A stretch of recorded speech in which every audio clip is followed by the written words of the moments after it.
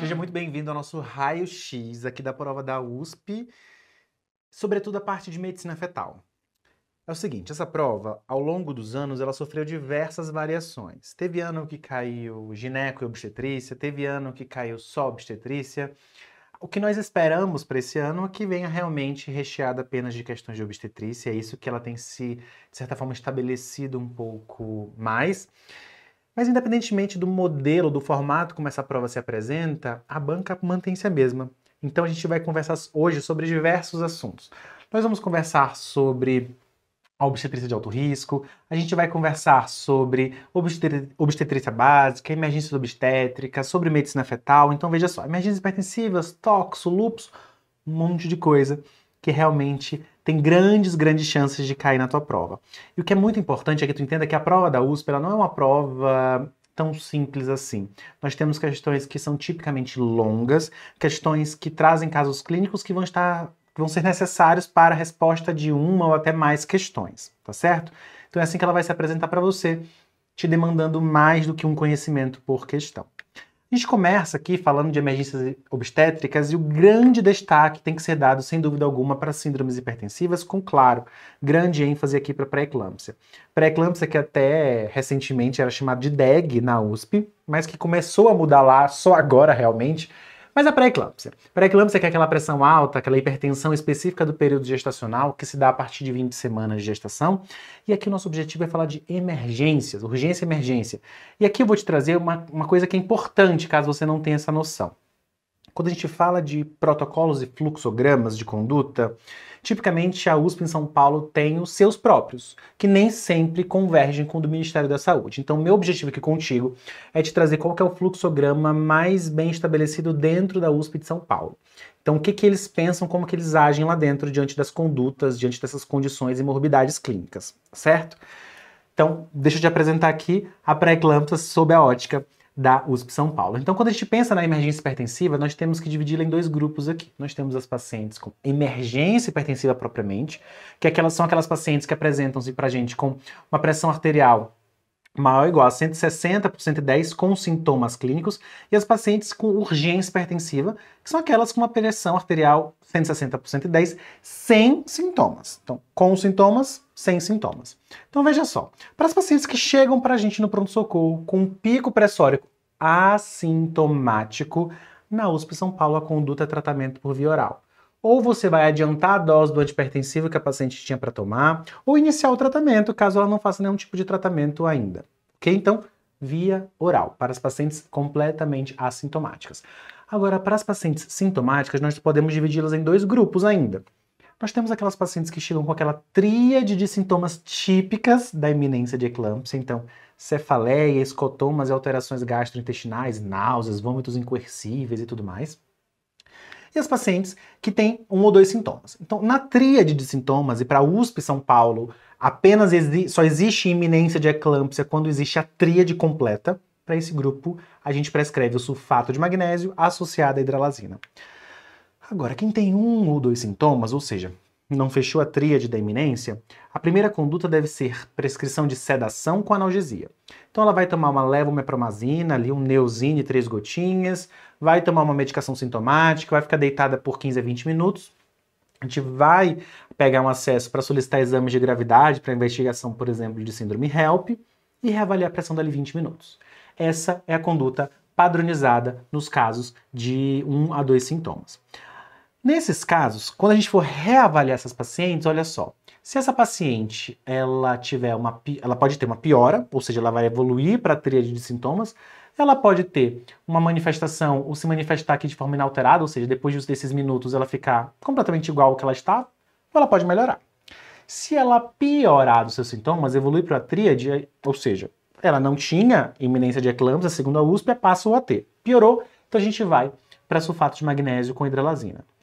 Se ela se mantiver inalterada, ou seja, apesar da sedação com analgesia, ela se mantiver com a pressão alta, se mantiver com sintomas característicos, a gente vai prescrever hidralazina, apenas hidralazina. E se ela melhorar, aí ela vai para um tratamento via oral. Para esse grupo que percebeu a hidralazina, o grande objetivo aqui é reduzir a pressão arterial diastólica de 20% a 30%. Então, esse é o atendimento básico para essas pacientes com emergência ou urgência hipertensiva. Pensando especificamente sobre o parto só estará indicado, segundo a USP, se essa paciente estiver ali com 37 semanas, então independentemente da condição, o parto estará indicado.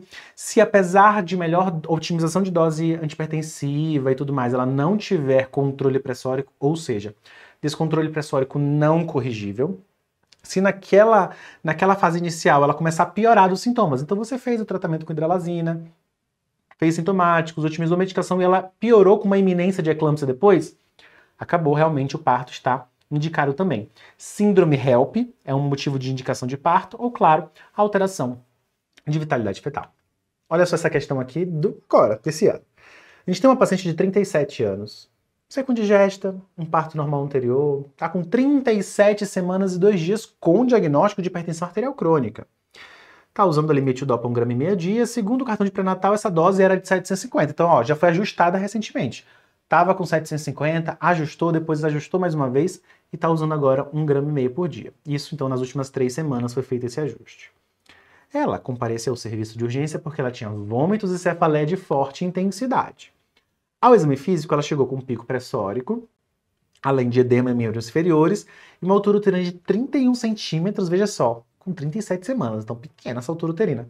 Mas tinha um tônus uterino normal, batimentos cardíacos normais, estava tudo ok. Ele quer saber qual que é a hipótese diagnóstica e conduta. E a gente se depara com possibilidades de iminência de eclâmpsia ou apenas uma crise hipertensiva. E a gente já começa a se deparar então com um problema. Qual que é? No edital da USP de São Paulo, eles não colocam tipicamente referência, embora a gente saiba que todas as condutas muitas vezes são baseadas de fato no ZUGAIB, o Tratado de Obstetrícia produzido na instituição. E quando a gente se depara com essa questão, ele traz pra gente uma paciente com um pico pressórico sintomático. Segundo o Ministério da Saúde, Febrasgo e diversas redes brasileiras de pesquisa para hipertensão, isso já é suficiente para que a gente elenque essa paciente como uma paciente com iminência de eclâmpsia. Portanto, a conduta seria sulfato de magnésio, como está na letra D de dado. E essa foi a resposta dada pela banca. E a gente, para nossa grande surpresa, a gente pensou, ué, mas não é isso que está no ZUGAIB. Quando a gente discutiu sobre essa questão, quando a gente elaborou um recurso para os nossos alunos, a gente conseguiu, de fato, anular essa questão, porque, veja, segundo a própria USP, segundo o protocolo Tratado de Obstetrícia do ZUGAIB, produzido na instituição, para que seja iminência de eclâmpsia, eu preciso de cefaleia, escotomas e alterações gastrointestinais, náuseas, vômitos. Essa paciente ela tem cefaleia e vômitos, mas ela não tem ainda aí, pelo menos não apresenta pra gente, alterações visuais para que feche a iminência de eclâmpsia completamente. Portanto, num primeiro olhar, a conduta, ou melhor, o diagnóstico aqui seria crise hipertensiva, porque ela tem 1 ou 2 sintomas. Nesse cenário, a conduta inicial, e veja, pergunta conduta inicial. No cenário de conduta inicial, nós precisamos prescrever sedação e analgesia, coletar exames de gravidade e reavaliar a paciente dali 20 minutos. Então, após a entrada com recurso para essa questão, ela foi adequadamente anulada. Então, entenda, apesar de existir uma resposta certa, segundo o Ministério da Saúde, como está na letra D de dado, essa questão ainda assim foi anulada, mas eu trouxe para a gente entender realmente aqui como essas peculiaridades de protocolo elas podem cair. A gente precisa saber e estar ciente diante disso. Essa mesma questão, ou melhor, esse mesmo caso clínico se manteve numa questão subsequente em que ele pergunta pra gente qual é o momento e via de parto adequado. Então, quando a gente fala de pré-eclâmpsia, na USP em São Paulo, entenda, pré-eclâmpsia sem sinais de gravidade, ela tem sua interrupção com 40 semanas de gestação. 40 semanas. Pré-eclâmpsia sem sinais de gravidade. É aquela paciente com pré-eclâmpsia leve. Agora, a pré-eclâmpsia com sinais de gravidade, ela tem a sua interrupção da gestação com 37 semanas. Veja que é uma paciente que já tem 37 semanas e 2 dias. Então a gente vai fazer o parto o quê? Agora, imediatamente, sem olhar para trás? Não, claro que não. Nosso objetivo é sempre estabilização materna, controle pressórico para depois resolução da gestação. Por isso que a conduta não está na letra A. Estabiliza a mãe, e depois faz o parto por via obstétrica. A letra B diz que tem que fazer cesariana errado. É uma paciente que não tem motivo. O parto na pré-eclâmpsia é por via obstétrica. A letra C diz que tem que fazer imediatamente por cesariana errado, e a D fala até 40 semanas. 40 semanas são aqueles casos de pré-eclâmpsia sem sinais de gravidade. Então, de emergência hipertensiva, nessa prova, tem que dominar a hipertensão, porque isso tem uma grande chance de cair para você. Agora eu quero falar sobre obstetrícia geral, obstetrícia de alto risco, sobre o que mais cai e as diferenças que não são tão insignificantes assim nas condutas da USP. Veja só, toxoplasmose na gravidez.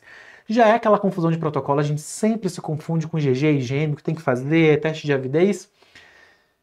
É difícil mesmo, concordo contigo.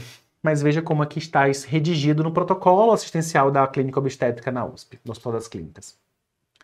Todas as vezes que você se deparar com uma paciente gestante que apresentar aqui um IgM positivo para toxo, não interessa se é um IgM positivo sozinho ou se ele é associado ao IgG, independentemente. O fato de ela ter um IgM positivo, isso indica prescrição de espiramicina com nova coleta de exame em 2 a 3 semanas. Ah, Gelson, aquela história de fazer já um esquema tríplice se tiver mais de 16 semanas e tal, e tal, e tal. Isso vale para o Ministério da Saúde, mas segundo o protocolo clínico da USP, isso não está adequado, ok? Então, segundo o protocolo assistencial da Clínica Obstétrica da Faculdade de Medicina da USP, a conduta é essa. Prescrição de espiramicina com uma nova coleta dali a 2 a 3 dias. No caso do IgM positivo de forma isolada, veja só, se na repetição do exame você tiver o mesmo tipo de sorologia, veja, o IgM positivo e o IgG negativo, você vai entender que na verdade é um falso positivo. Porque em 2 a 3 semanas o que a gente espera é uma soroconversão do IgG. Se dali 2 a 3 semanas esse IgG se manteve negativo, significa que o IgM que ela tinha positivo era um falso positivo. Você vai considerar essa paciente como uma paciente suscetível e vai manter ali condutas de profilaxia primária. Evitar entrar em contato com fezes de gatos desconhecidos, fazer jardinagem sem proteção, tem que usar luva, evitar comer carnes cruas mal cozidas. Profilaxia primária para toxo. Agora, se nessa repetição você observar a soroconversão do IgG, que era negativo e passou a ser positivo, você entende, putz, é uma infecção aguda realmente, a gente encaminha essa paciente para a realização de amniocentese, para pesquisar, de fato, uma transmissão vertical ali, entre 17 e 32 semanas. Ah, mas se tiver mais de 16 semanas eu faço esquema tríplice? Na USP não, porque na USP tem amniocentese disponível, a gente faz no ambulatório lá sempre que necessário, portanto, a conduta padronizada é esta, certo? Agora, o que é importante a gente entender? Quando a gente está ali com IgM positivo e IgG positivo, a gente tem que também lembrar daquele marco temporal possível de solicitar o teste de avidez. O teste de avidez, ele vai para IgG, ele vai dizer pra gente quão crônica ou quão aguda é essa doença. De modo que se eu tiver uma alta avidez para IgG, eu entendo que essa infecção ela aconteceu há pelo menos 16 semanas. Uma baixa avidez foi menos de 16 semanas. Por isso que a gente tem esse marco temporal aqui. Isso aqui é igual, tá? Então uma paciente chega a 14 semanas e IgG positivo. Cara, faz o teste de avidez, porque o teste de avidez vai tirar essa dúvida. Mas muitas vezes não é isso que a gente observa, né? Mas o que se recomenda? Não é para repetir a sorologia? É para repetir a sorologia. Por quê? Se nós observarmos em 2 a 3 semanas um aumento dos títulos de IgG, então era um IgG com uma titulação X, se daqui 2 a 3 semanas for uma titulação 2, 3x, por exemplo, ou seja, aumentou, não tem um valor absoluto para isso, tá? Mas se você perceber que os títulos de IgG aumentaram significativamente, você entende, poxa, é uma soroconversão que está rolando mesmo agora. Portanto, provavelmente uma infecção aguda mesmo. Agora, se esses títulos de IgG se mantiverem estáveis, provavelmente é uma infecção crônica e você pode considerar a suspensão da espiramicina. Sei que é um pouquinho complicado, difícil em relação ao Ministério da Saúde, que já está tudo mais bem estabelecido, mas é assim que a USP traz pra gente, quer ver? Olha só, questão 2024. Uma gestante de 17 anos, sem comorbidades. Ela iniciou o pré-natal com a gente com 16 semanas, calculado ali pela DUM, isso lá na UBS. Na ocasião, ela estava assintomática e o exame físico dela era normal. 2 semanas depois, ela retornou com os exames que foram solicitados, mostrando ali um ultrassom normal, tal, e sorologia IgM positivo e IgG negativo. Qual que é a conduta para essa paciente? Então veja só, se você fosse seguir o Ministério da Saúde, com 16 semanas, a conduta já seria aqui a prescrição do esquema tríplice. Esquema tríplice encaminha para alto risco, né? Mas aqui não. Aqui a gente sempre vai fazer o quê? Espiramicina primeiro. Então você vai fazer espiramicina e repetir em 2 semanas. Independentemente da idade gestacional. E essa repetição vai até te ajudar para saber se é uma infecção que aconteceu agora, se é uma infecção que é um falso positivo, na verdade, o resultado. Então, essa é a conduta preconizada, certo? Beleza. Outro tema de muita importância é o lúpus. Sim, lúpus é importante na prova da USP, na prova de medicina fetal. E aqui eu te trago quais são as condições ou os cenários de pior prognóstico. O que piora o prognóstico de lúpus na gravidez? Tem uma lista grande aqui, tá? Não vou ficar lendo um por um, basta se você quiser dar um pause aqui no vídeo, anota tudo, decora, mas esses aqui são cenários de pior prognóstico. Toda vez que uma paciente com lúpus ela tem alguma dessas manifestações, o prognóstico gestacional dela é pior. O que é o ideal? Bom, o ideal é que ela não tenha nada disso, mas claro que o lúpus é muito sorrateiro, mas pensando de fato no cenário ideal, ela precisa estar em remissão de doença há pelo menos 6 meses. Portanto, se ela teve alguma atividade de doença recente, isso piora o prognóstico, porque a gente sabe que a gestação, em decorrência das suas grandes mudanças de fato, hormonais, fisiológicas, etc., podem proporcionar reativação de doença. Portanto, a gente precisa, num contexto ideal, que a paciente esteja o mais estável possível. Pelo menos 6 meses da doença em remissão. Especificamente quanto ao tratamento de lúpus, o que a gente tem de medicação indicada? As medicações indicadas são prednisona, hidroxicloroquina, azatioprina e tacrolimus para casos graves e refratários. Então, se você se deparar com uma questão que diz que a paciente está usando hidroxicloroquina e prednisona, o que você faz? Mantém. A gravidez, sobretudo no começo dela, não é momento de você ficar fazendo ajuste, redução, aumento de dose se a paciente está estável. Exceto se ela estiver utilizando ali medicações contraindicadas. E aí a gente também precisa saber quais são. Ciclofosfamida, micofenolato, metotrexato, leflunomida e até rituximab. Então essas 5 medicações são medicações contraindicadas durante o período gestacional. Se ela estiver fazendo uso de alguma delas, a gente vai precisar fazer troca, porque tem efeitos teratogênicos, efeitos aqui de alteração mesmo para o feto que são potencialmente muito graves. Então a gente deve evitar, suspender o uso e fazer troca pelas medicações possíveis aqui de serem utilizadas. É assim que a gente trata lúpus na gravidez. Mas além do tratamento do lúpus, nós temos como objetivo e intenção prevenção de complicações associadas ao lúpus, porque a gente sabe que lúpus, dependendo das suas associações de morbidades também, ele pode aumentar risco de eventos tromboembólicos, bem como de pré-eclâmpsia grave.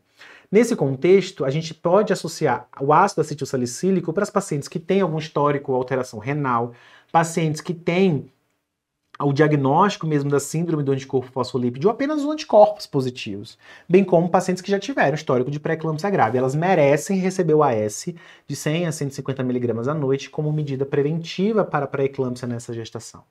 Além do AS, a gente pode adicionar enoxaparina, tanto profilática como terapêutica, dependendo das condições. Por exemplo, pacientes com síndrome nefrótica, aquelas pacientes que têm diagnóstico de fato de SAF, só que nunca tiveram trombose, ou as pacientes em atividade de doença do lúpus, elas merecem enoxaparina dose profilática.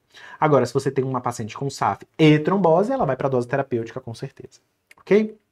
Olha só essa questão aqui do ano passado. Uma paciente de 26 anos primigesta, ela tem diagnóstico de lúpus, isso há 5 anos. Já teve aqui, apresentou um quadro de dor articular, anemia, leucopenia, derrame pleural, proteinúria, um monte de coisa. Já fez uso de mofetil, enalapril antes da gravidez, que já foram suspensos. Atualmente, ela tem um resultado de uma proteinúria de 24 horas de 800 mg, em 24 horas, claro. E vem para a primeira consulta de pré-natal com 8 semanas. Então ela está lá no primeiro trimestre com uma proteinúria significativa, uma proteinúria positiva realmente. E ela está em uso de hidroxicloroquina, metildopa e ácido fólico. Em relação às medicações, o que a gente tem que fazer? Então lembra comigo, ela tem, né, quais dessas medicações que ela está em uso, ela tem alguma que é contraindicada? Ela está usando lá rituximab, leflunomida, metotrexato? Não. Ela está usando o quê? Hidroxicloroquina, que é uma medicação indicada, metildopa, que é um antihipertensivo ótimo na gravidez, e ácido fólico, vitamina perfeita. Então, ela tem aqui a indicação de manter essas medicações que ela está fazendo uso. Para além disso, ela é uma paciente que precisa adicionar aquelas terapias que a gente tinha comentado de AS ou enoxaparina. Você lembra comigo? Então, o AS a gente vai indicar para as pacientes que têm alteração renal, pacientes com anticorpos positivos ali para SAF ou diagnóstico de SAF propriamente, pacientes que já tiveram o quê? Histórico de pré-eclâmpsia grave. Essa paciente tem alguma dessas condições? Sim ou não? Claro que tem. Veja aqui, a proteinúria de 800 miligramas, ela tem lesão renal. Lembra que na gravidez, em decorrência das modificações fisiológicas, a paciente tem uma certa proteinúria. Mas a proteinúria considerada fisiológica na gestação é de até 300 miligramas. Aqui ela tem 800. Então ela tem lesão renal associada, portanto ela merece receber AS também. Para além disso, ela precisa de enoxaparina? Lembra, enoxaparina a gente vai usar para as pacientes com lúpus em atividade ou ainda com SAF, tanto com ou sem evento trombótico. Aqui, nada disso. Portanto, é uma paciente que deve manter a hidroxicloroquina e o ácido fólico e, claro, iniciar o AS. Então, por favor, mantenha as medicações, mantenha a paciente tratada, porque se ela evoluir com atividade de doença, o negócio pode pegar muito mal, ok? Passando agora para uma próxima condição na gravidez que é importante a gente revisar, aqui são as trombofilias. A gente tem que saber quando é que eu vou investigar a trombofilia na gravidez e quais exames pedir. Porque tá rolando a torta e a direita por aí dentro da obstetrícia, vocês sabem muito bem disso, aquela pesquisa de mutação da metileno tetraiodo-folato redutase, mutação do PAI, dosagem de um monte de coisa. Não é assim? Não tá certo isso, tá? Bem como pesquisa de trombofilia para paciente que teve abortamento, cara, tá totalmente errado. Olha aqui comigo quais são as indicações de pesquisa de trombofilia. Então, se a paciente ela já teve uma trombose não provocada antes dos 50 anos, uma paciente que já teve um monte de trombose recorrente, e aí independe da idade. Paciente que, cara, teve uma trombose em contexto de baixo risco, não tinha nenhum fator desencadeante grave para ela ter uma trombose, assim, mas teve. Tá usando anticoncepcional trombosou, teve uma trombose na gravidez, ou ela já tem algum familiar de primeiro grau com trombose também ali jovem. São motivos para investigar trombofilias nela. E aqui nós estamos falando de trombofilias hereditárias. Quais são os exames que nos importam aqui? Nós precisamos ter atenção. Mutação do fator 5 de Leiden, mutação da protrombina, deficiência, então dosagem da antitrombina, também atividade de proteína S e proteína C, porque a deficiência de antitrombina, de proteína S e proteína C são condições que são trombofilias hereditárias propriamente, certo? Tendo dito isso, a gente também tem a trombofilia o quê? Adquirida. A trombofilia adquirida que nos interessa é a SAF, síndrome do anticorpo fosfolípide. Para a SAF, nós precisamos de um critério clínico associado a um critério laboratorial. Os critérios clínicos são esses. Nós temos critérios não obstétricos, que são aquelas pacientes que já tiveram uma ou mais tromboses, seja arterial ou venosa, confirmadas. Mas nós também temos os critérios ou morbidades obstétricas aqui. Então, 3 ou mais, sobretudo, 3 ou mais abortamentos precoces, inexplicados, antes de 10 semanas, ou um óbito fetal aqui um pouco mais tardio, né? 10 semanas. Existem ainda outras condições, como, por exemplo, o descolamento prematuro de placenta secundário à pré-eclâmpsia grave. Também entraria aqui como morbidade obstétrica. Mas os abortamentos é o que mais nos chamam a atenção realmente. E nós também precisamos de critérios laboratoriais. Eu deixei em destaque exatamente as imunoglobulinas aqui, porque eles gostam às vezes de confundir você com isso. Então eu preciso de pelo menos aqui uma delas, tá? Anticardiolipina IgG e IgM, é o que a gente dosa, né? Então eu preciso de uma ou outra positiva. Anti-beta-2 glicoproteína IgG ou IgM e ainda o anticoagulante lúpico. Se eu tiver um desses anticorpos positivos, ou melhor, persistentemente positivos, e esse persistentemente a gente considera por 12 semanas, associado a um fator clínico, a gente dá o diagnóstico de SAF. Então, para SAF eu preciso de um critério clínico, mais um laboratorial. Lembrando que esse laboratorial precisa estar duplamente positivo, certo? Ou seja, dosei hoje, daqui 12 semanas dosei novamente, ele se manteve positivo. E aí, a gente sabe que o SAF e as trombofilias como um todo, né, elas são condições que levam o quê? Aumento de risco de trombose. Para que a gente trate e, sobretudo, previna a trombose na gravidez, nós vamos nos utilizar aqui de quê? Anticoagulantes. E o anticoagulante de escolha na gestação são as heparinas de baixo peso molecular, com grande destaque para a enoxaparina. Ok? E eu sei que desde que eu cheguei nesse slide, o seu olho não consegue parar de reparar naqueles asteriscos que estão bem ali, no fator 5 de Leiden e na mutação da protrombina. Mas, Gelson, pelo amor de Deus, o que é isso? Isso aqui é só para te lembrar o seguinte. Quando a gente fala de trombofilias de alto risco e de baixo risco, a gente separa em relação a homo ou heterozigose.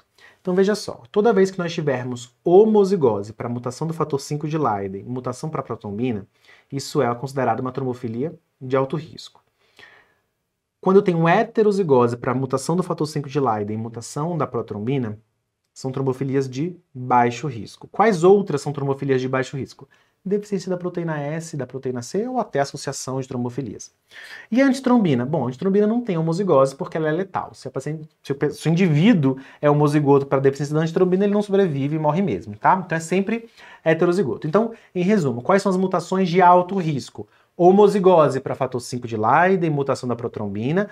Além disso, a deficiência da antitrombina, então são 3 trombofilias de alto risco, e as de baixo risco, deficiência da proteína S, deficiência da proteína C, heterozigose para a mutação do fator 5 de Leiden, heterozigose da mutação da protrombina, ok? Então essas são as trombofilias de alto risco. Vamos continuar. Como é que qual é a conduta diante dessas trombofilias, tá? Então, trombofilias de baixo risco. Se é uma pessoa que nunca teve trombose, nenhum evento tromboembólico aqui, a conduta na gravidez é apenas puerpério, só observação, perdão. Agora, se ela já teve na gravidez e puerpério, tá? Agora, se é uma pessoa que já teve trombose, então tem uma trombofilia de baixo risco, uma deficiência de proteína C, e trombosou, ela, segundo a USP, vai receber uma profilaxia, uma dose profilática de enox apenas no puerpério, ok? Para as trombofilias de alto risco, a gente não vai vacilar. Se ela nunca trombosou, graças a Deus, mas a gente sabe que a gravidez aumenta esse risco, por isso ela vai receber uma dose profilática aqui de enoxaparina, tanto na gravidez como no puerpério. Agora, se ela já trombosou, então ela tem trombofilia de alto risco e trombosou, ela vai receber uma dose intermediária na gravidez, uma coisa que só a obstetrícia faz. Não é nem profilática nem terapêutica, uma dose intermediária que eu deixei aqui embaixo para você qual que é. E se é uma paciente que tem SAF, bom, ela tem SAF, mas ela nunca teve trombose. Ela tem diagnóstico de SAF por questões obstétricas. Então ela vai receber apenas dose profilática na gravidez no puerpério, mas se ela já teve uma trombofilia, aliás, teve trombose, vai receber uma dose terapêutica na gravidez no puerpério. Então não é tão difícil assim a gente fazer essas associações, mas esse conhecimento aqui é muito importante. E aqui eu trago rapidamente uma tabela que mostra essas dosagens. Isso é importante demais a gente saber, porque uma das pessoas que gosta de fazer questão para essa prova aqui é uma pessoa que é importantíssima no setor de tromboses. Então, a gente precisa saber isso, saber essas dosagens e, sobretudo, aqui com o que eu trouxe em destaque, que é o que a gente mais vê no nosso dia a dia. E pessoas gestantes que têm peso aqui entre 50 e 130 quilos. Então, veja só, se é uma pessoa, uma gestante, que tem um peso entre 50 e 89, a dose profilática de enox é 40 mg uma vez ao dia, e a dose terapêutica vai ser ali de 40 duas vezes ao dia. E entre 90 e 130, 60 mg uma vez, e a terapêutica o dobro disso, ok? Eu deixei destacado o que é mais frequente no nosso dia a dia, mas a tabela aqui segundo o Royal College de Obstetrícia e Ginecologia. Olha essa questão. Paciente, 39 anos, terça gesta com 2 abortos. Compareceu na primeira consulta do pré-natal aqui com 8 semanas.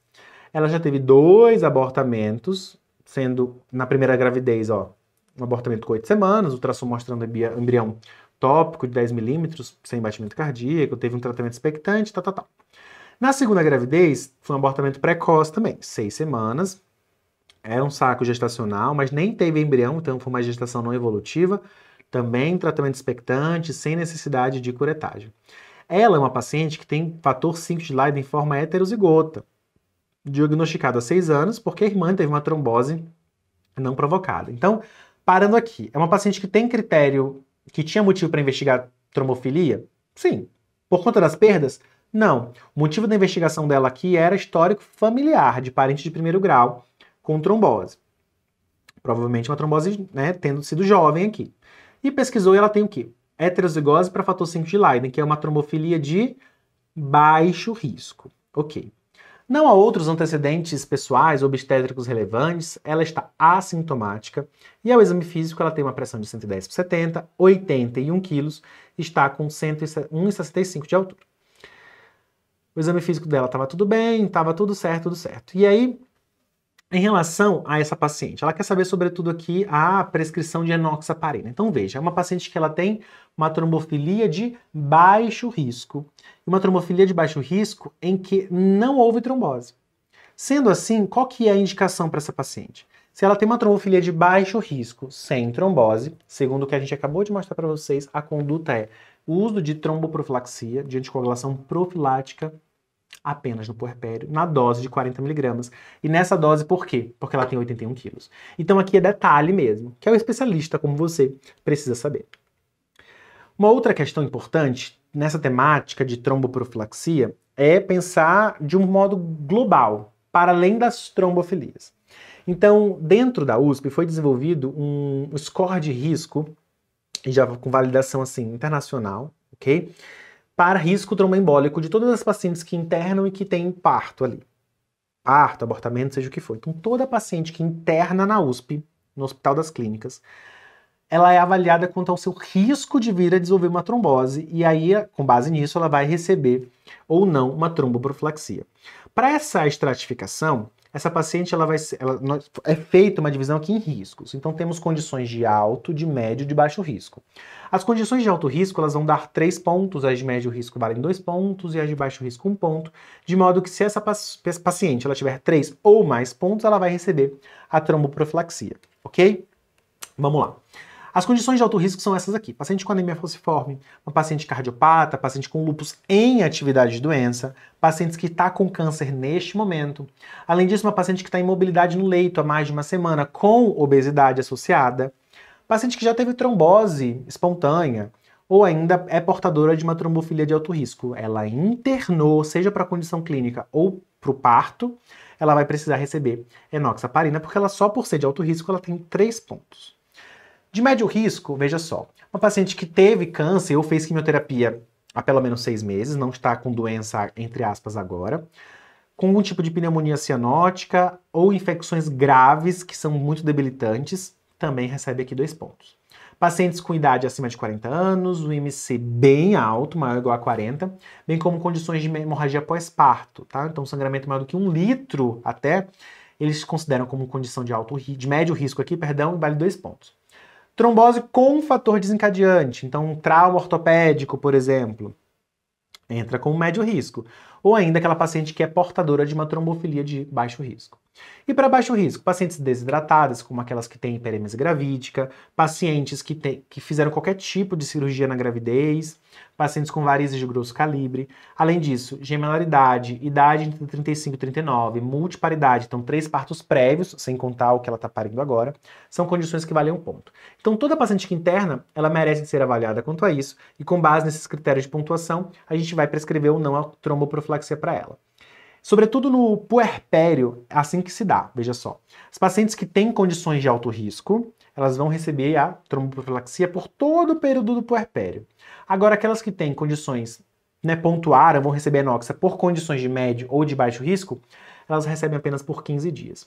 Ah, Gelson, mas e se for uma internação clínica? Uma paciente que tem, por exemplo, uma hepatite, está internada por conta disso, ou ela tem uma pré-eclâmpsia, internou por conta disso e fecha critérios, ela recebe tromboprofilaxia? Sim. Na internação, como eu falei, independentemente se ela vai internar para parto ou para internação clínica, manejo clínico, ela é avaliada quanto a isso, ela vai ou não receber a tromboprofilaxia. Enquanto estiver internada, se for internação clínica, e no caso do parto, ela vai receber por 6 semanas, se ela tiver uma condição de alto risco, ou por 15 dias, se for uma condição de médio ou baixo risco. Ok? Olha só isso aqui. Uma paciente de 39 anos, quarta-gesta com 3 partos. Ela teve uma gestação única com idade gestacional de 38 semanas, sem intercorrências na gestação atual. Ela deu entrada no pronto-socorro aqui em trabalho de parto, com 7 centímetros de dilatação, evoluiu, tudo bem, estava perfeito. 110 quilos, 1,60 de altura, e ele quer saber, e agora? Tromboprofilaxia durante a internação, o que a gente faz?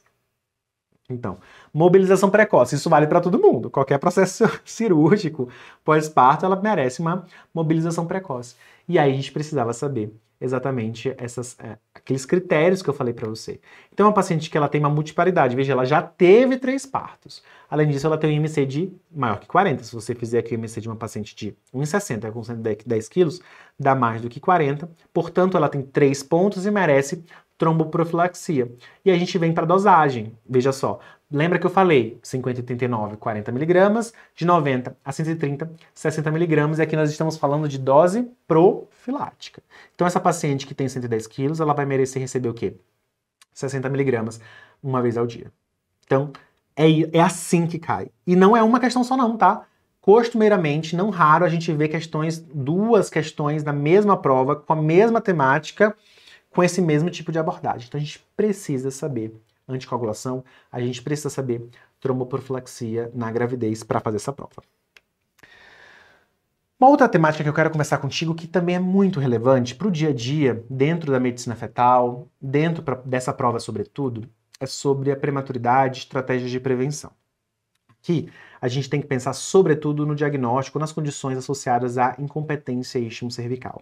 Incompetência istmo-cervical é aquela condição que tem um diagnóstico clínico de perdas gestacionais recorrentes, tipicamente indolores, então aquela dilatação indolor do colo, mas são perdas no segundo trimestre da gravidez, não são perdas tão tardias.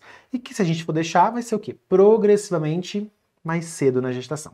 Se essa paciente ela já tiver um diagnóstico estabelecido de incompetência, logo após o morfológico de primeiro trimestre, ela vai fazer cerclagem. Fez o morfológico, viu que não tem malformação, tem baixo risco de aneuploidia, faz a cerclagem ali profilática para ela. Agora, se é uma paciente que tem suspeita de incompetência, porque teve um parto prematuro, porque ela tem fatores de risco, então um parto prematuro associado a um fator de risco e tal, cara, a gente vai prescrever progesterona para ela. Vai receber 200mg à noite e a gente vai começar a fazer o quê? Seriar esse colo do útero. Então vamos seriar o colo do útero, fazer ultrassonografia transvaginal a partir de 16 a 24 semanas, para a gente observar como é que ele vai se comportar. Porque se eu faço essa avaliação do colo, ele vem como um colo curto, que é um colo que tem menos de 25 mm, ela vai para a cerclagem. Então, a cerclagem ela está estabelecida no diagnóstico de IC, ou na suspeita com colo curto. Já entendemos aqui duas indicações. Se essa paciente, essa avaliação, ela tem um colo que é intermediário, mas não é curto, ou seja, entre 25 e 29, semanalmente ela volta para a gente medir esse colo do útero, até 24 semanas. Agora, se é um colo longo, maior ou igual a 30 mm, tá tudo certo. A gente pode espaçar um pouco mais, quinzenalmente ela volta, até 24 semanas. Se em algum momento esse colo ficar um pouco mais curto, por exemplo, era 35, ficou 27. Aí ela deixa do quinzenal e passa para o semanal, beleza? Era 35, veio 27, depois 20. Opa, encurtou, abaixo de 25, vai para a cerclagem. E temos ainda aquelas pacientes que têm apenas fator de risco para IC. Aquelas pacientes que fizeram dilatação do colo do útero em algum momento da vida, pacientes que também já fizeram cauterização de alta frequência, CAF, mas não tem prematuridade, às vezes é uma primigesta com esse histórico. Ela vai direto ali para o rastreamento do colo, a gente não prescreve progesterona, certo? E uma última condição também que indica a cerclagem é quando nós estamos aqui diante de uma paciente com dilatação cervical e protrusão de membranas, que seria aquela cerclagem heróica. Então nós temos 3 cerclagens aqui. Nós temos a cerclagem profilática, que é indicada para as pacientes que já têm diagnóstico de incompetência istmo-cervical, então após o morfo de primeiro, ali entre 14 e 16 semanas ela vai fazer a cerclagem. Nós temos a cerclagem terapêutica para aquelas pacientes que têm suspeita de incompetência associada a um colo curto. Então a gente vai fazer até 24 semanas. E nós temos aquela cerclagem heróica para aquelas pacientes que têm o quê? Dilatação indolor do colo associada à protrusão de membranas. A gente pode fazer a cerclagem heróica também até umas 24 semanas mais ou menos. Então essas são as 3 grandes indicações de cerclagem. Diagnóstico de IC, suspeita com colo curto e também dilatação de colo com protrusão de membranas. Uma questão aqui de 2024, uma gestante de 40 anos com um antecedente de parto prematuro espontâneo com 27 semanas. Opa, estranho, né? 27 semanas, prematuridade importante aqui. E só 8 anos, foi um recém-nascido neomorto, sem malformações, o que é importante também para o nosso diagnóstico. Tem acompanhamento pré-natal de alto risco e atualmente com 15 semanas de assintomática. Baseado nesse caso, qual que é a conduta para prevenção? Então veja só, para que eu dê o diagnóstico de incompetência, eu preciso de 2 ou mais perdas, certo? Nesse caso aqui, eu tive apenas uma perda, mas é uma perda suspeita, né? 27 semanas, que estranho. E aí, o que a gente precisa fazer? Bom, na suspeita de IC, a conduta deve ser progesterona associada. Exatamente. Então, ó, progesterona associada a rastreio de colo, e se tiver um colo curto, cerclagem. Então, olha só, letra A diz progesterona com pessário? Não. Sempre que eu tiver um colo curto, eu vou preferir a cerclagem, porque ela é superior ela se mostra realmente com melhores dados em relação à cerclagem, né? A cerclagem é melhor do que o pessário. A letra C diz, medida do colo seriada e progesterona se colo curto, não. O fato dela já ter tido antecedente de prematuridade aumenta, espontânea, aqui indica a prescrição de progesterona. E a letra D diz progesterona e realização de cerclagem imediata. Não, a cerclagem só vai estar indicada se ela já tivesse um diagnóstico ou se tiver o colo curto, como diz a letra B de bola. Olha essa outra questão agora desse ano.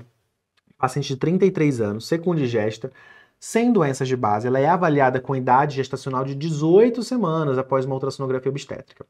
Essa gestante, ela refere que na gravidez anterior, há um ano, ela teve um abortamento de 4 meses de gestação, então ali com umas 20 e poucas semanas. Na ocasião, ela teve um sangramento leve, fortes dores embaixo do ventre em casa e ao chegar no serviço de urgência teve eliminação do feto, sendo posteriormente submetida à curetagem uterina. Feita a ultrassonografia aqui, mostrou um desenvolvimento fetal adequado e na avaliação do... Então, bebê razoavelmente ou bem, mas olha só o colo dela. Foi observada nessa imagem, ele quer saber o que a gente vai fazer aqui imediatamente.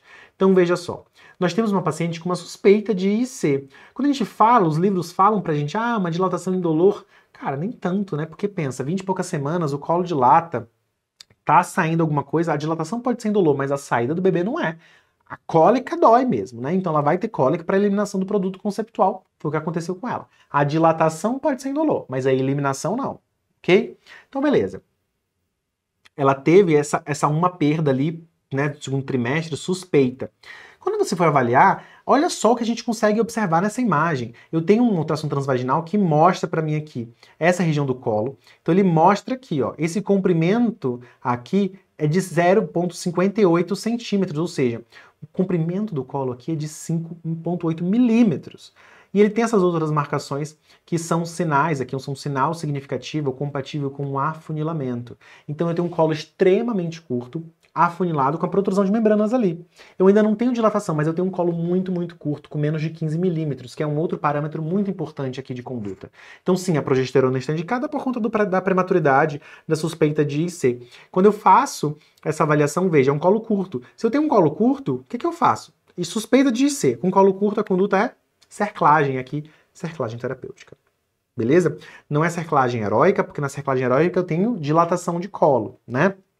Dilatação com protrusão de membranas, não é o caso. Aqui é uma cerclagem terapêutica. A letra B fala só de progesterona e reavaliar uma semana nasce essa criança. Letra C, cerclagem terapêutica, caso o colo esteja dilatado, não. Aí seria até cerclagem heróica. E a D fala de iniciar progesterona e colocar um pessário de Arabin. A melhor conduta ainda é cerclagem. Vamos agora para a medicina fetal. Então a gente já falou de emergência obstétrica, a gente já falou de algumas condições de obstetrícia básica, obstetrícia de alto risco, e a medicina fetal pega muita gente aqui, a gente precisa falar sobre isso. A primeira delas é rastreamento de aneuploidias. O rastreamento de aneuploidias, ele se baseia em uma avaliação combinada, num contexto ideal, claro, de fatores maternos, sobretudo idade materna, a própria idade gestacional e os antecedentes obstétricos da paciente, associada a parâmetros obstétricos ultrassonográficos aqui, então, eu vou avaliar a translucência nucal, frequência cardíaca fetal, osso nasal, ducto venoso, fluxo tricúspide e também associar parâmetros de bioquímica. Todos esses parâmetros combinados vão me dar um risco realmente completo dessa paciente. Um risco chamado risco corrigido, ok? É importante você entender que o rastreamento de aneuploidias, ou melhor, a aferição da translucência nucal, ela só pode ser feita quando estivermos diante de um feto com um CCN entre 45 e 84 milímetros, que seria mais ou menos entre 11 até 13 semanas e 6 dias. Então esse é o momento que a gente pode fazer esse tipo de avaliação. A gente pega todos os parâmetros clínicos, pega a ultrassom, pega a bioquímica, todos os resultados, joga em uma calculadora e a gente vai estimar esse risco. E aqui eu trago para vocês um caderninho para você não esquecer. Se quiser anotar um post-it, fazer um flashcard, isso aqui é importante. Essa avaliação bioquímica, ou seja, a dosagem da fração livre do beta-HCG, associada à dosagem do PAP-A, ela é muito importante porque ela aumenta a taxa de detecção nesse rastreamento e reduz falso positivo. Ela é muito importante para isso. O momento ideal de coleta desse exame bioquímico é antes de realizar a ultrassonografia morfológica, porque eu chego no ultrassom com esses dados e eu faço o cálculo já me utilizando desses dados bioquímicos. Então, vou fazer entre 9 até 13 semanas e 6 dias. E quais são os resultados esperados para as principais aneuploidias avaliadas? No caso de síndrome de Down, Tipicamente, eu tenho um beta-HCG muito alto. Os resultados aqui são dados em múltiplos da mediana, de modo que o beta-HCG livre, a fração livre do beta-HCG na síndrome de Down, está muito estourado, 2,5 múltiplos da mediana, enquanto o PAPEI está reduzido. Na síndrome de Patau e na síndrome de Edwards, que são as trissomias do 13 e trissomia do 18, respectivamente, está tudo bem baixo, tudo bem diminuído. E aqui eu trago duas imagens para você, para a gente relembrar como é que é feito, ou qual que é a região, topografia da translucência nucal. Então veja aqui, são duas imagens que a gente obteve, fazendo de pacientes nossas, tá?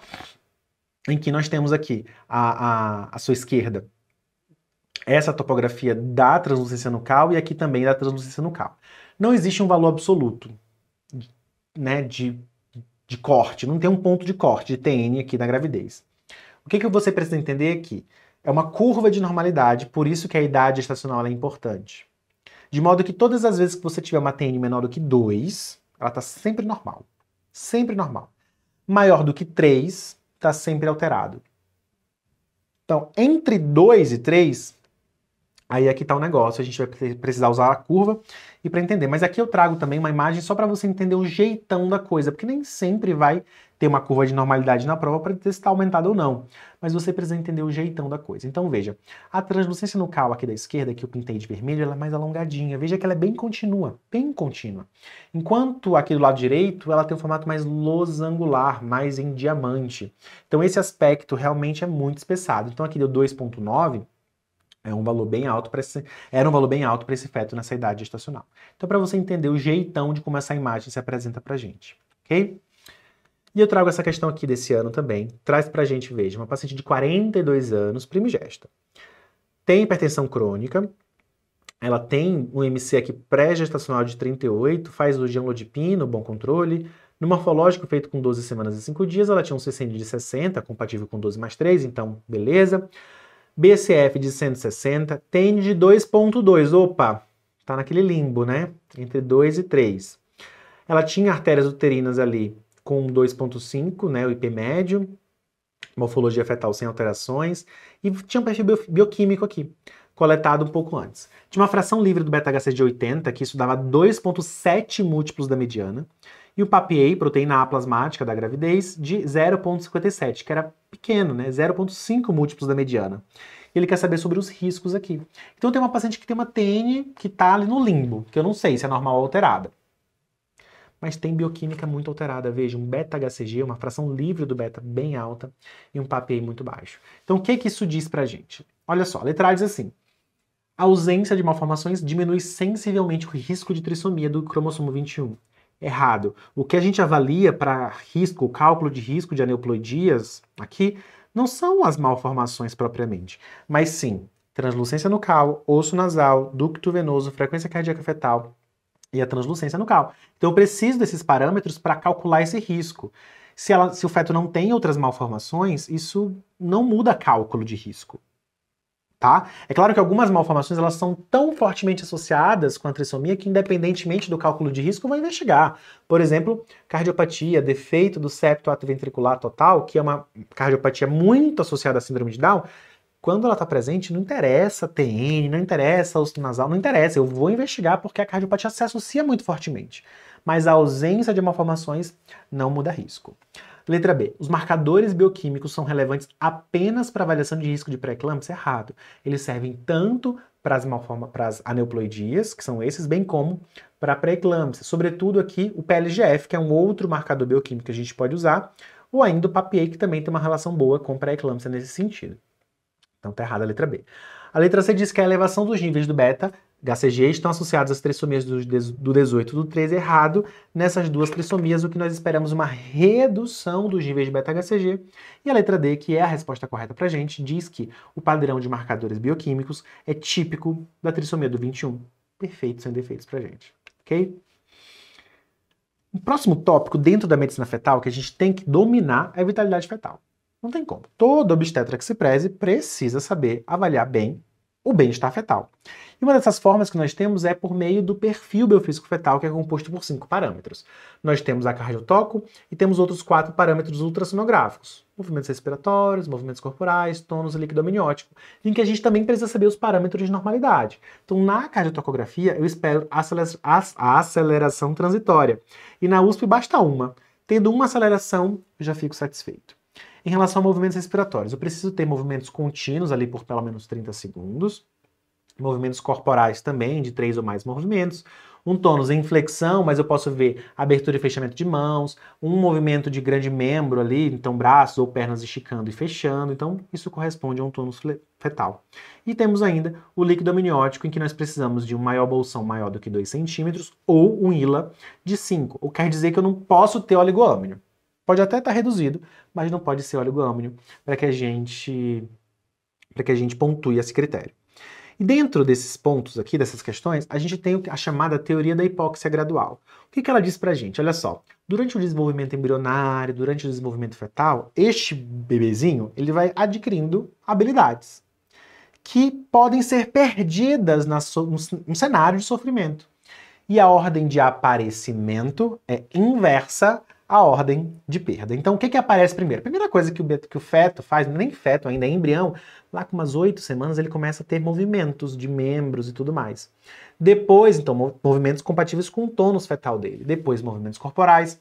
Lá por volta de 12 ele começa a ter movimentos respiratórios.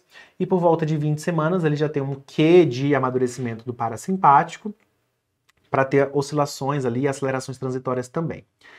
Na vigência de sofrimento fetal agudo, estamos falando de sofrimento fetal agudo, ele vai perdendo essas habilidades e a ordem de perda aqui é inversa à ordem de aparecimento. Por que eu digo que essa teoria é importante para a nossa compreensão?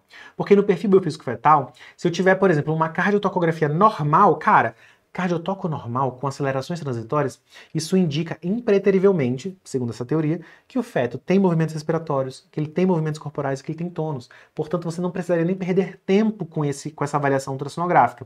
Você poderia ir direto para a avaliação do líquido amniótico, porque a avaliação do líquido amniótico é um marcador de sofrimento fetal crônico.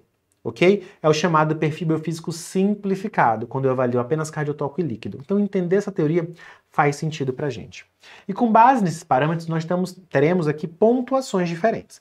Então, eu posso ter aquele feto que gabaritou 10 de 10, ou ainda um 8 de 10 com líquido normal. Portanto, ele perdeu ponto onde? Na cardiotoco. Ou ainda 8 em 8 sem cardiotoco. É um feto que tem baixo risco para hipóxia, asfixia fetal. Nesse caso, você segue a vida, a conduta com ele é expectante. Nós temos aqui aquele feto que tem 8 em 10, mas ele tem oligoâmnio. Portanto, todos os parâmetros de sofrimento fetal agudo estão normais, mas o de sofrimento fetal crônico está alterado, uma provável hipóxia fetal crônica. Vou já te explicar o que a gente faz com ele. O 6 em 10 com líquido normal é aquele que perdeu ponto em quê? Cardiotoque e movimento respiratório. Mas movimento corpóreo, tônus e líquido estão normais. É uma provável asfixia fetal ou é um resultado falso positivo. Nesse caso, eu preciso reavaliar esse feto, dali umas 6 horas mais ou menos. Eu repito o perfil biofísico fetal. Se se mantiver igual ou pior, taca-lhe o pau, faz a cesárea, faz nascer. Agora, se melhorar, virar um 8 em 10 ou um 10 em 10, a gente fica sossegado. Eu posso ter ainda o 6 em 10 com oligoâmnio, então, cara, perdeu tanto ponto de sofrimento fetal agudo quanto sofrimento fetal crônico. É uma provável asfixia. E eu tenho ainda aqueles 4 em 10, 2 em 10, 0 em 10. Cara, aqui o cenário é muito grave. Para todos esses, o parto está indicado. Beleza? A gente precisa saber pontuar, interpretar e conduzir esses casos, tá? Precisa saber. Especificamente, então, no 8 em 10 com oligoâmnio, que eu falei que eu ia falar daqui a pouquinho, e o momento chegou, é o seguinte: nós podemos tomar conduta expectante. Não fazer nada demais. Quando? Quando é uma formação fetal. Por exemplo, um feto que tem agenesia renal bilateral. Cara, ele não vai urinar, não vai ter líquido amniótico, tá tudo bem. Ou quando são condições que possivelmente são transitórias. Por exemplo, pacientes muito desidratadas, pacientes com infecções agudas, então pneumonia aguda, Covid, a gente viu muito isso, influenza também causa isso. Então, nas fases agudas de doenças é comum, não vou chamar normal, mas eu vou dizer comum que o líquido amniótico dê uma reduzida. Nesse contexto, a gente hidrata, compensa clinicamente, tudo mais, e observa como essa paciente vai se dar. Mas o parto estará sempre indicado na refratariedade clínica, então fiz medidas de melhora, não melhorou. Sempre que chegar no termo, então 37 semanas game over, você vai fazer esse parto, ok? 34 semanas se oligômeno grave, que é quando eu tenho um ILA menor do que 3 centímetros. Ou ainda, sempre que nós estivermos diante de um feto com restrição de crescimento ou sinais compatíveis com insuficiência placentária, por exemplo, alteração de Doppler. Aqui a gente também vai fazer o parto e atenção, não esqueça, a corticoterapia estará indicada entre 25 e 34 semanas. Então, vou fazer o parto, beleza, mas faz o corticoide primeiro e depois você faz o parto, porque estamos falando de uma situação crônica, ou seja, o feto ele conseguiu dar uma compensada, ele não está sofrendo agudamente. Dá para esperar um pouquinho. E tudo isso aqui eu não estou falando de RPMO, né? Porque na RPMO a gente nem leva em consideração volume de líquido amniótico, porque perde-se o parâmetro. E no caso de oligoâmnio, nesse cenário, o parto é por via obstétrica. Então, sim, eles vão perguntar para vocês qual que é a nota do perfil biofísico. A gente tem que saber. Olha só, paciente de 26 anos, tercigesta com hipertensão arterial crônica e asma grave, 37 semanas de gestação, fez o perfil que diz o seguinte: cardiotoco ativa, opa, 2 pontos. Movimento fetal respiratório presente, com 3 episódios de 30 minutos. Então, movimento fetal respiratório. Então, cardiotoco, movimento respiratório, movimento corporal e o ILA de 5. E maior bolsão de 3. Ah, tá. Então o ILA tá normal. Gelson, mas ele não me falou o tônus. Como é que eu vou pontuar? Por isso, criatura, que a gente precisa saber da teoria da hipóxia gradual. Porque se eu tenho um cardiotoco normal, eu nem precisaria, teoricamente, ficar vendo movimento respiratório, movimento corporal, tônus. Porque se a cardiotoco está normal e a perda das características acontece em uma ordem predefinida, não precisaria. Mas eles fizeram. Então, cardiotoco está normal, movimento respiratório está normal, movimento corpóreo está normal, o tônus também está normal. E o ILA, mas o ILA de 5. Mas o maior bolsão deu 3. Então aqui eu tenho um perfil de 10. Sim, a gente precisa saber isso. Na mesma prova, por isso que eu falo, mesma prova cai questão repetida. A criatividade nem sempre é tão grande assim. Então caiu questão repetida nesse cenário, nesse contexto. Olha só. 39 anos, tercigesta com 2 partos, 35 semanas de gestação. Segmento pré-natal aqui por hipertensão arterial crônica e restrição do crescimento usando metildopa. Assintomática, ela foi encaminhada para o pronto-socorro porque ela teve aqui uma pressão de 15/10 lá na consulta. Na avaliação da vitalidade fetal dessa gestante foram observados movimentos respiratórios. Opa, tem movimento respiratório. Além disso, maior bolsão de 2,8, que está normal, e cardiotoco padrão não reativo. Qual é a pontuação e a interpretação do score desse perfil biofísico? Então lembra comigo. Eu tenho cardiotoco o quê? Não reativo quer dizer que não pontuou, não teve as acelerações necessárias, mas tem movimento respiratório. Então se tem movimento respiratório, também tem movimento corporal, também tem tônus. Então só aqui 2, 4, 6. O líquido amniótico tá normal, maior bolsão de 2,8, portanto ganha ponto. Então ela tem o quê? 4 parâmetros normais, que dá 8 pontos. E aí tem a letra C que diz 8 em 10 com hipóxia fetal crônica, 8 em 10 com baixo risco de asfixia fetal. E aí? Lembra, o único parâmetro do perfil biofísico fetal que está associado a sofrimento fetal crônico, a hipóxia fetal crônica, é o líquido amniótico, que nesse caso aqui estava normal. Portanto, aqui nós temos um 8 em 10 com baixo risco de asfixia fetal. Beleza? Vou falar contigo agora sobre um tema, um tópico que, para quem não tem tanto contato, acaba sendo um pouco difícil, e é por isso que eu trouxe aqui, pra gente aprender, porque isso cai na prova, a gente tem que saber interpretar, conduzir e acertar as questões. Doppler obstétrico. São 4 vasos importantes: artéria uterina, umbilical, cerebral médio e ducto venoso. A artéria uterina ela avalia fluxo materno-placentário, está associada ali à receptividade desse fluxo pela placenta, risco de pré-eclâmpsia propriamente. Nós temos 2 possibilidades. Nós temos aqui uma Doppler obstétrico com uma diástole, que é essa porção aqui bem cheia, e nós temos essa outra, que é a famosa incisura protodiastólica. Então, os vasos arteriais que eu vou conversar contigo, eles são bifásicos, eles são compostos por uma sístole e depois uma diástole. Então, sístole, diástole, sístole, diástole. Então, quanto maior a diástole, menor é a resistência daquele fluxo sanguíneo. Essa incisura protodiastólica, associada a essa diástole mais baixa, estão associados o quê? A uma alta resistência nesse campo vascular. O próximo vaso é a artéria umbilical. A artéria umbilical ela tem como grande função a avaliação indireta da função placentária. Então, quando eu tenho alteração de artéria umbilical, isso diz para mim que nós estamos diante de uma provável insuficiência placentária. O que é uma artéria umbilical normal? Essa daqui. Lembra que eu acabei de falar? Nós temos um vaso que é bifásico, em que eu tenho uma sístole e aqui abaixo uma diástole também bem cheia. Achatadinha, gordinha, parecendo um dos anões da Branca de Neve. Isso aqui é essa diástole presente bem cheia. Qualitativamente me mostra que é uma função placentária normal. Agora, se eu tiver uma condição em que, veja, eu tenho uma interrupção do fluxo final diastólico, a famosa diástole zero, ou uma reversão desse fluxo, chamada de diástole reversa, aqui, indubitavelmente, estamos diante de uma insuficiência placentária. Então, diástole zero, diástole reversa indicam uma insuficiência placentária realmente muito significativa. Nós podemos ter ainda a artéria cerebral média avaliada. A artéria cerebral média, ela reflete para a gente um fluxo fetal, sobretudo o fluxo de sangue nos órgãos nobres, porque se a gente lembrar que no feto os órgãos nobres são cérebro, coração e suprarrenais, eu vou avaliar a artéria cerebral média porque eu tenho essa possibilidade aqui de inferência de como está essa hemodinâmica. De modo que num cenário normal, de boa função, oxigenação desse feto, nós temos, diferentemente dos outros vasos arteriais, uma diástole baixinha. Tá vendo aqui? Então uma diástole bem baixa. Eu tenho uma sístole cheia e uma diástole baixa. Um fluxo alongado, não é tão baixinho, compatível com o fluxo normal. Agora, num contexto em que nós temos uma vasodilatação, consegue perceber aqui? Eu tenho, olha, o tamanho dessa diástole mega cheia. Então, esse contexto aqui mostra para mim uma vasodilatação. Essa vasodilatação, ela diz para a gente, de forma indireta, que está havendo uma priorização daquele órgão, aquele campo orgânico, aquele sistema, aquele órgão, aquele cérebro está aberto, a diástole está cheia para receber o sangue, está indiretamente aqui priorizando os seus órgãos nobres. O outro vaso que eu quero falar com vocês é o ducto venoso. O ducto venoso, ele indiretamente avalia a função cardíaca e a acidemia do feto. De modo normal, e ele é diferente dos outros, você consegue perceber que ele tem uma morfologia diferente, ele é um vaso venoso.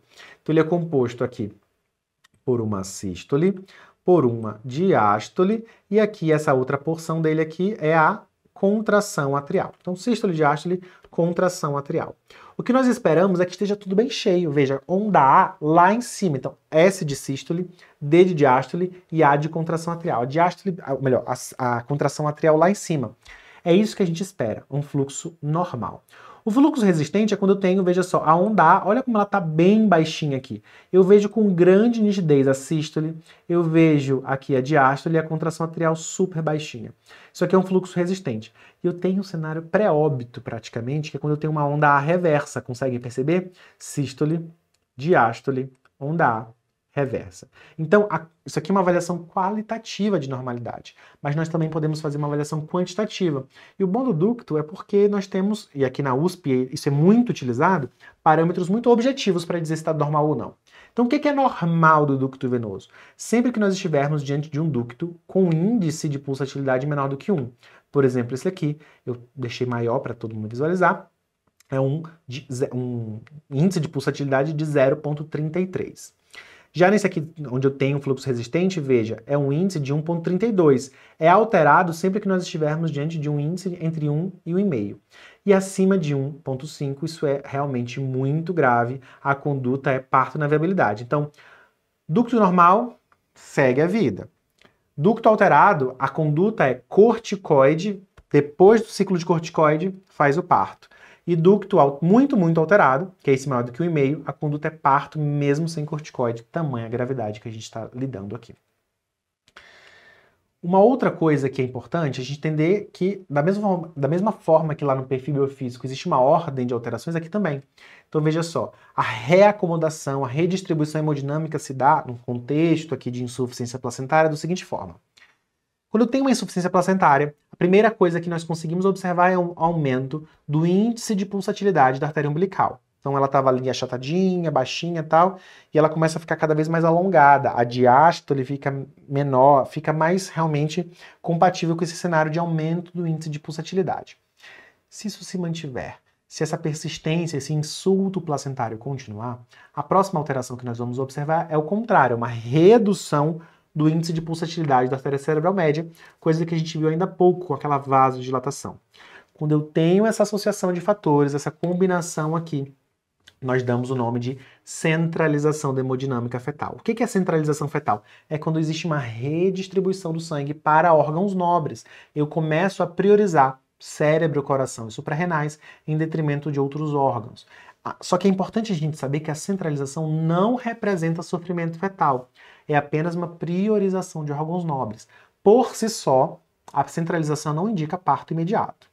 Agora, se esse insulto placentário ele continuar, a gente começa a observar o quê? Um aumento do índice de pulsatilidade do ducto venoso. Então, ele é o último vaso que se altera. Primeiro a artéria umbilical, depois a artéria cerebral média e por último o ducto. Então, veja só como faz sentido. Do ponto de vista fisiopatológico, eu não preciso avaliar a cerebral média em todos os fetos. Assim como eu não vou avaliar o ducto venoso em todos os fetos. Quem são os fetos que merecem avaliação da artéria cerebral média? Aqueles que têm alteração da umbilical. Então, se eu tenho alteração da umbilical, aí sim eu vou avaliar a artéria cerebral média. Se eu tenho alteração dos dois, aí sim eu vou avaliar o ducto venoso. E se eu já tiver alteração do ducto venoso, aqueles parâmetros, menor que 1, né, entre 1 e 1,5, maior que 1 e tal, eu vou entender que nós estamos aqui em cenário de astemia, provável sofrimento fetal. Certo? Resumindo aqui também no cenário de restrição, que é onde a gente tem muita condição aqui de alteração de Doppler. Para a USP, todo e qualquer feto com peso menor que o percentil 10 é restrito, acabou. Até se fala, ah não, mas pode ter pequeno constitucional, tal, mas tudo não sai muito do campo do teórico. Na prática, na instituição, peso fetal menor que o percentil 10 é restrito, não se fala mais nisso e não existe estratificação, estadiamento, estádio 1, 2, não tem isso não. É restrito e não se fala mais nisso. Então, logo o diagnóstico foi dado, a conduta para esses casos é vitalidade fetal uma vez por semana, composta por cardiotoco e perfil biofísico fetal, e segmento de peso, né, ultrassom obstétrico com Doppler de 15 em 15 dias. É assim que a gente faz. Se você estiver diante de um feto com Doppler normal, então tem ali um percentil 10, 9, né, vai, menor que 10, tem? Então 9, 8, seja o que for. Mas artéria umbilical normal, artéria cerebral média normal, tá tudo normal? Cara, tem dois grupos de pacientes aqui. Nós temos aquelas pacientes que têm um feto restrito e elas, gestantes, também têm alguma doença que pode estar associada à insuficiência placentária. Por exemplo, é uma paciente que tem pré-eclâmpsia, é uma paciente que tem uma trombofilia, é uma paciente que tem lúpus. Não tem alteração de Doppler, mas a paciente tem uma doença que pode causar esse risco de insuficiência placentária. Para essas pacientes, olha só, o parto é feito com 37 semanas. Restrição, mais doença materna causadora de insuficiência placentária, ainda que não tenha insuficiência placentária, mas que cause esse risco de insuficiência, eu parto 37 semanas por via obstétrica. Agora, a paciente não tem nada. Uma paciente jovem, primigesta, não tem nenhuma morbidade, mas o bebê é restrito. Cara, nesses casos, a gente faz o parto com 40 semanas. Então, sim, na USP, restrição pode chegar até 40 semanas de idade gestacional, desde que, claro, o Doppler esteja normal. Porque se eu tiver um Doppler alterado, a conduta muda.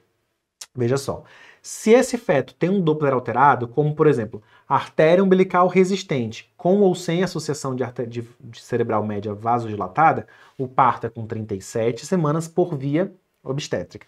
Se você tem uma artéria umbilical com diástole zero e, claro, um ducto normal, é 34 semanas cesárea.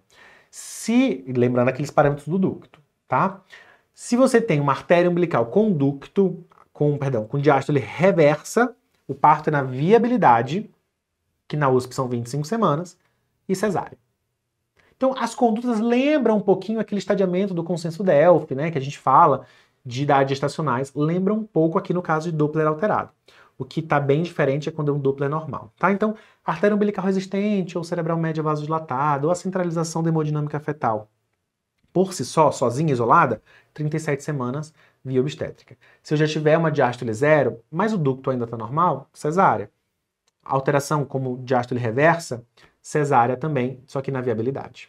Lembrando que o ducto é o que está ganhando de todos, né? Então, se eu tiver, por exemplo, Centralização, isso aqui é importante a gente falar, repetir com você.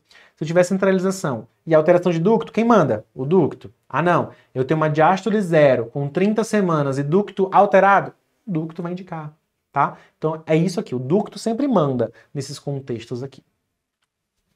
Olha a questão interessantíssima pra gente. Tudo eu acho interessante, né? Porque eu amo medicina fetal, não tem jeito, desculpa. Mas vamos lá. Você também vai amar, né? Que você vai fazer a prova, pelo amor de Deus. Bom, 33 anos, seco-digesta, sem doenças prévias. Tá com 35 semanas e 6 dias de gestação após um diagnóstico de restrição de crescimento. E ela fez aqui a vitalidade fetal, ultrassonografia seriada a cada 15 dias. Ótimo. Retornou com os exames de vitalidade mostrando um perfil de 10, nota máxima pra gente. Perfeito. O índice de pulsatilidade da artéria cerebral média, perdão, da artéria umbilical está acima do percentil 95, portanto, resistente. E o Doppler da artéria cerebral média está aqui na figura, e ele quer saber qual que é a hipótese diagnóstica. Então ele mostra pra gente aqui um Doppler da artéria cerebral média, ele deixa em maior aqui pra gente ver, né? Então, o índice de pulsatilidade desse vaso foi de 1,22, e ele colocou aqui pra gente que o percentil 5 seria de 1,36. Portanto, o que a gente consegue observar? Que o índice de pulsatilidade está abaixo do percentil 5. Quer dizer que é um vaso dilatado. Então eu tenho aumento de pulsatilidade da artéria umbilical associado a uma vasodilatação da artéria cerebral média. Isso aqui significa o quê? Centralização. No cenário de centralização da hemodinâmica, qual que é a conduta? A conduta ideal seria o quê? Avaliar o ducto venoso. Porque se o ducto venoso estiver alterado, o parto tem que ser feito. Se estiver normal, a gente segue. Ok? Beleza. Não tem essa opção. Tá, vamos ver uma por uma. Letra A diz assim, circulação cerebral normal. Não, eu tenho vasodilatação. Letra B, centralização da hemodinâmica e controle 2 vezes por semana. C, circulação cerebral normal não é. Letra D, centralização e parto. Não, lembra, a centralização por si só mantém ou indica o parto com 37. Então, nos casos de centralização, como eu já tenho uma dupla alteração, tanto de umbilical como de cerebral médio, eu tenho que ficar de olho. Na USP, esses casos ficam internados, tá? São vistos diariamente, mas eu posso ver a cada 2, 3 dias sem grandes problemas, portanto, resposta letra B. Questão aqui desse ano. Paciente 33 semanas e 5 dias, 30 anos de idade, obesa, diabética, 7 anos, em uso de insulina NPH irregular. Realizou ultrassonografia sendo diagnosticada restrição com peso menor que P3, né? Percentil 3 aqui. E na avaliação a gente tem essa imagem aqui e ele quer saber em relação qual que é o diagnóstico que pode ser inferido. Então veja só, nós temos uma paciente que tem 33 semanas. Ela tem uma doença que aumenta o risco de insuficiência placentária, concorda comigo? Que ela tem diabetes aqui há um tempão, então ela tem risco de insuficiência placentária. Ele mostra pra gente esse vaso. E ele nem me dá os valores de referência. Ele me mostrou o vaso que foi medido. Eu tenho um índice de pulsatilidade aqui ó, de 2,09. E eu vou te dizer que esse valor está super alto.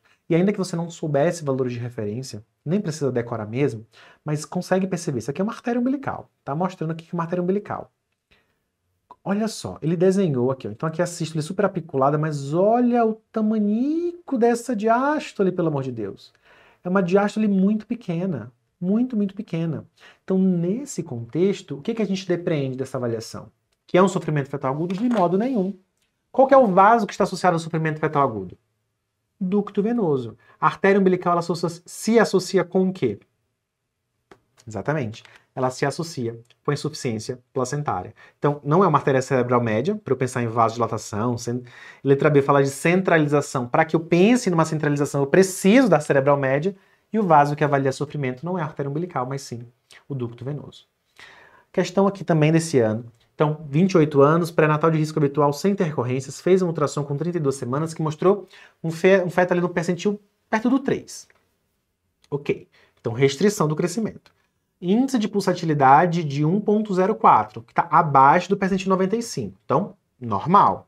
Artéria cerebral média de 2,35, acima do percentil 5. Portanto, normal. Sem outras alterações. Na semana seguinte, foi realizado o perfil biofísico fetal e a cardiotoco um padrão ativo, movimentos respiratórios presentes, o índice de líquido amniótico de 4,5, que deu um perfil de 8. E aí, quer saber qual é a conduta? Perfil de 8, Doppler normal, peso, né, restrito, mas tá tudo certo, vamos seguir em frente, não é não? Estamos aqui diante do quê? Oligoâmino. Ele não me falou maior bolsão vertical, ele falou ILA. Para que eu considere um ILA normal no perfil, eu preciso de um ILA maior do que 5. Aqui deu 4,5.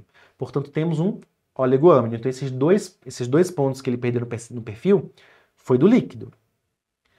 Qual é a conduta diante de um feto com 8 em 10, que tem um líquido reduzido? Você lembra comigo? Nós podemos tomar conduta expectante ou conduta ativa. A conduta ativa, que é o parto, está indicado sempre que nós tivermos refratariedade clínica, para aqueles casos possivelmente transitórios. Sempre que chegar no termo, 37 semanas, mas aqui não era o caso, porque tem 32. 34, se for um oligoâmino grave, também não é o caso, porque tem 4,5. Mas restrição do crescimento fetal. Ou insuficiência placentária. Aqui eu não tenho insuficiência placentária a princípio, mas eu tenho restrição do crescimento. Então, oligoâmino com restrição do crescimento, a conduta é parto. Mas lembre, entre 25 e 34 semanas a gente faz o corticoide antes para depois do parto. A letra B falava de sulfato de magnésio, então o sulfato de magnésio para neuroproteção é feito até 31 semanas e 6 dias, então não teria mais papel aqui. A letra C fala parto com 34 não, a gente já vai fazer agora mesmo. E a última falaria de Doppler do ducto venoso e parto se maior que 1,5 errado, né? Então aqui é corticoterapia realmente e parto aqui em seguida. Último tópico que eu quero conversar com você ainda dentro da medicina fetal é a aloimunização. Existe um setor bem forte de aloimunização na USP, então é um tema que é sempre importante a gente ter um pouco de domínio.